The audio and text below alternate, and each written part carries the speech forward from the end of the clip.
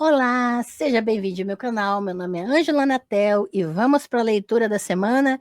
E eu quero ler um trecho deste livro aqui, Pureza e Perigo, da antropóloga pesquisadora Mary Douglas.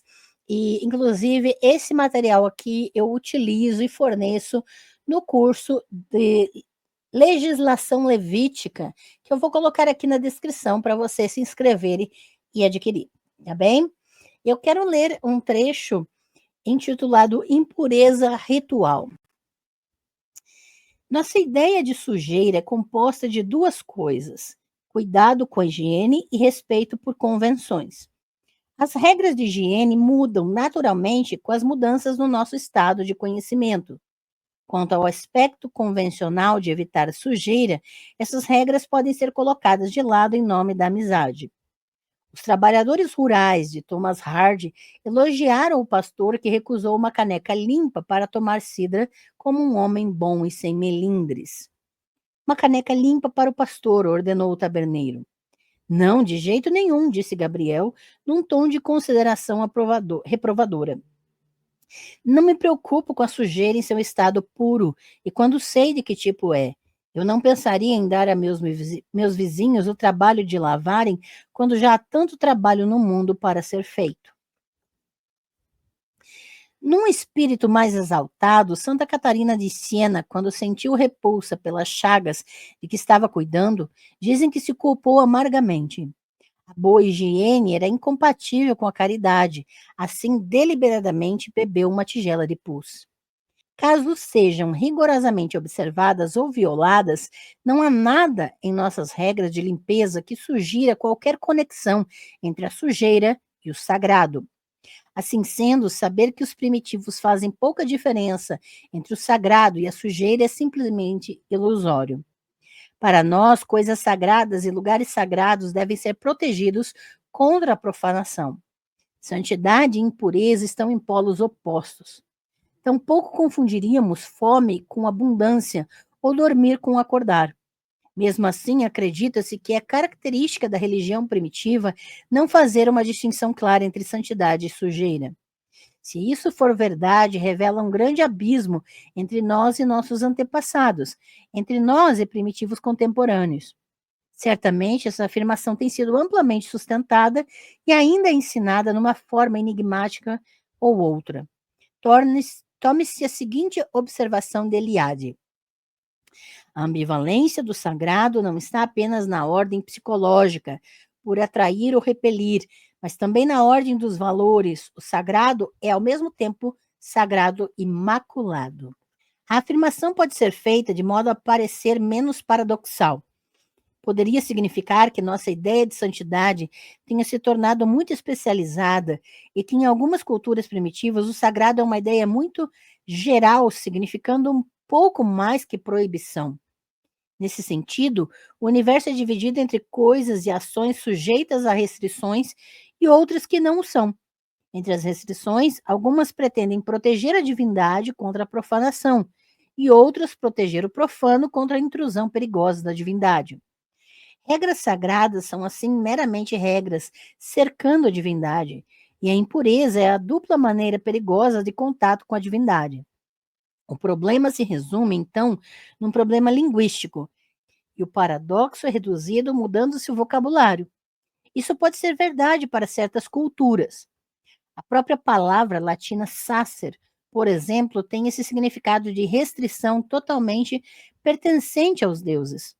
Em alguns casos, ela pode ser empregada para profanação, assim como sacralização. Similarmente, a raiz hebraica de kadosh, que usualmente é traduzida como santo, baseia-se na ideia de separação.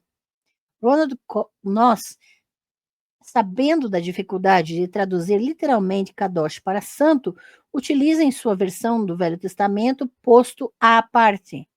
Assim, as velhas e importantes linhas, o Senhor seja santo porque eu sou santo, são antes pobremente traduzidas por eu sou o Senhor vosso Deus que vos salvou da terra do Egito, eu sou posto à parte e vós precisais ser postos à parte como eu. Se somente uma retradução pudesse endireitar as coisas, tudo seria muito simples. mas há muitos casos intratáveis. No hinduísmo, por exemplo, a ideia de que profano e santo pertencem a uma mesma categoria linguística mais ampla é absurda. Mas as ideias hindus sobre poluição sugerem uma outra abordagem do problema. Santidade e não santidade, afinal, não necessitam sempre ser opostos absolutos. Podem ser categorias relativas. O que é limpo em relação a uma coisa pode ser sujo em relação a outra, e vice-versa. O idioma de poluição adequa-se a uma álgebra complexa que leva em consideração as variáveis de cada contexto. O professor Harper, por exemplo, descreve como o respeito pode ser expresso entre os povos Havik da parte Malnad do estado de Missouri nas seguintes linhas. O comportamento que resulta geralmente em poluição é algumas vezes intencional, a fim de mostrar deferência e respeito, fazendo aquilo que em outras circunstâncias seria profanação. Um indivíduo expressa sua condição inferior.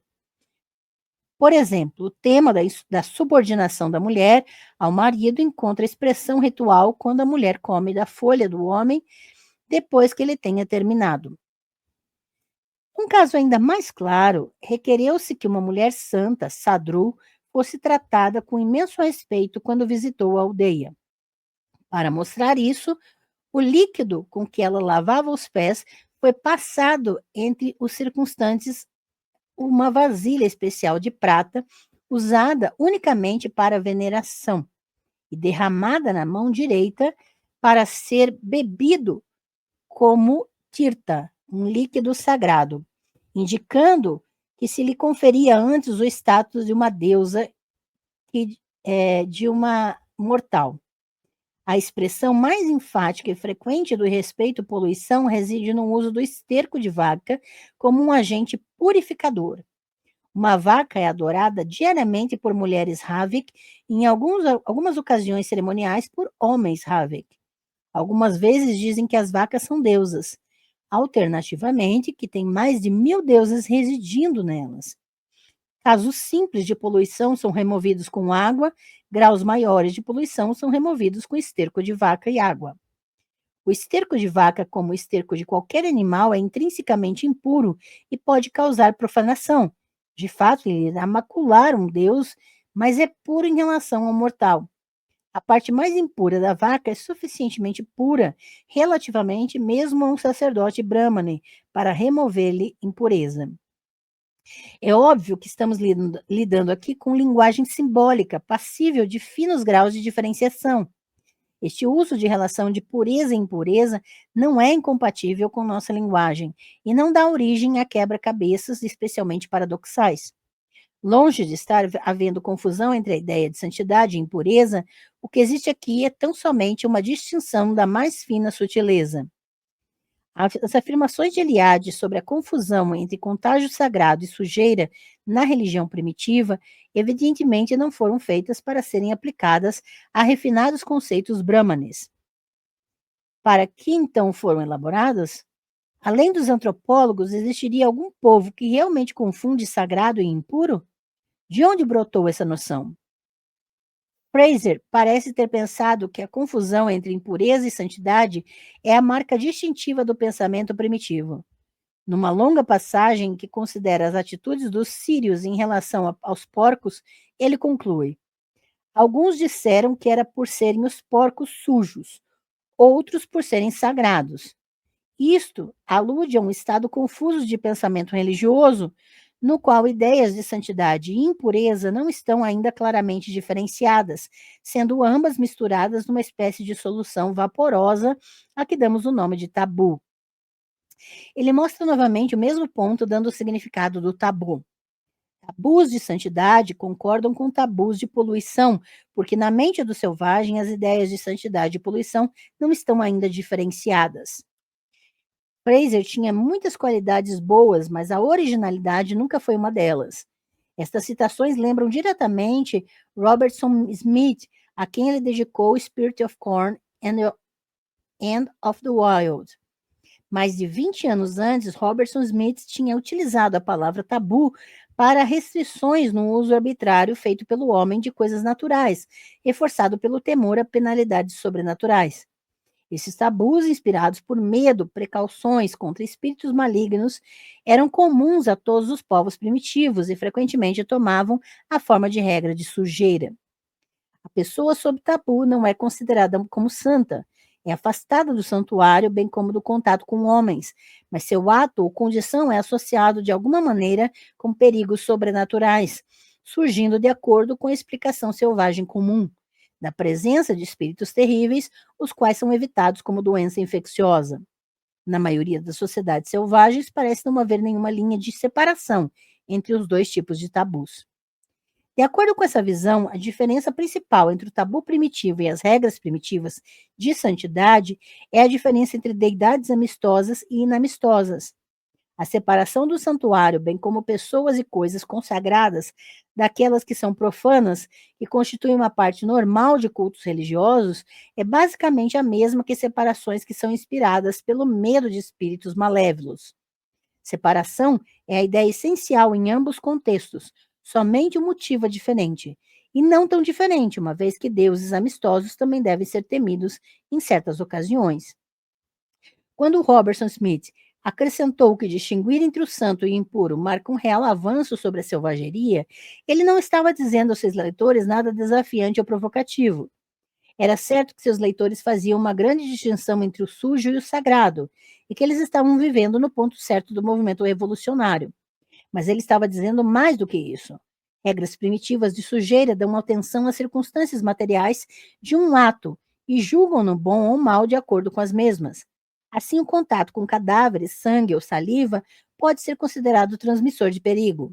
Regras cristãs de santidade, ao contrário, não consideram as circunstâncias materiais e julgam de acordo com motivos e disposição do agente. A irracionalidade das leis de sujeira, do ponto de vista da religião espiritual ou mesmo do autopaganismo, é tão manifesta que elas devem ser necessariamente encaradas como sobrevivências de uma forma anterior de fé e sociedade. Desta maneira, produziu-se um critério para classificar as religiões em avançadas ou primitivas.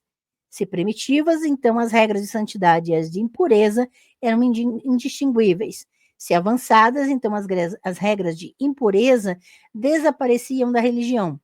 Elas eram relegadas à cozinha, ao banheiro e à limpeza pública, não tendo nada a ver com religião.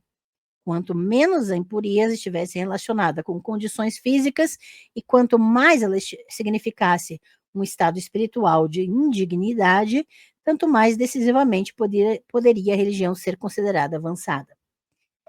Eu fiz questão de ler esse trecho aqui especificamente porque vai trazer uma ideia em relação aos pesquisadores, referências na área da antropologia. E que você pode perceber que utilizam o termo selvagem e primitivo, ou a questão de evolução, revolucionário, de acordo com aquilo que consideram civilizado ou não. Então, as categorias de colonialismo estão intrínsecas às pesquisas científicas nesse caso, tá? E a gente precisa aprender a distingui-las. E, em todo caso, o material da Mary Douglas é fundamental, porque nos traz questões envolvendo de que maneira a impureza e a sujeira são categorias que se entrelaçam nas regras sociais das religiões antigas.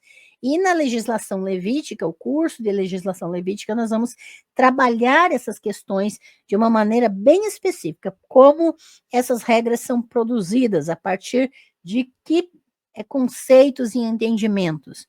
E no caso da Bíblia hebraica, nós temos o santo e o profano, ou seja, o comum, que é o profano, e aquilo que é separado, né? E que entra no entendimento do termo kadosh, que é santo. E aquilo que é puro e impuro faz parte do profano. Dentro do profano, dentro daquilo que é comum, você tem o puro e o impuro. Na categoria de santo, não existe puro e impuro.